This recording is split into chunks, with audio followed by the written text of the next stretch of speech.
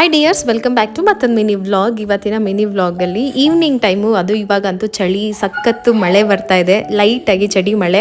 ಅದಕ್ಕೆ ಅಂತ ಹೇಳಿಬಿಟ್ಟು ಬಾಳೆಕಾಯಿ ಇತ್ತು, ಸರಿ ಬಜ್ಜಿ ಮಾಡಿಬಿಟ್ಟು ಒಂದು ಮಸಾಲ ಟೀ ಮಾಡೋಣ ಅಂತ ಹೇಳ್ಬಿಟ್ಟು ಟ್ರೈ ಮಾಡ್ತಾ ಇದ್ದೀನಿ.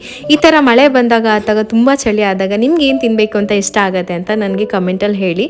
ಇದಕ್ಕೆ ಬೋಂಡದ ಹಸಿಟ್ಟಿಗೆ ಸ್ವಲ್ಪ ಖಾರದ ಪುಡಿ, ಉಪ್ಪು ಹಾಕಿ ಚೆನ್ನಾಗಿ ಮಿಕ್ಸ್ ಮಾಡಿಬಿಟ್ಟು ಬಾಳೆಕಾಯನ್ನು ಸಣ್ಣದಾಗಿ ತುರ್ಕೊಂಡಿದ್ದೀನಿ. ಈ ಥರ ಇದರಲ್ಲಿ ತುರಿದ್ರೆ ಒಂದು ಸ್ಲೈಸಾಗಿ ನೀಟಾಗಿ ಬರುತ್ತೆ.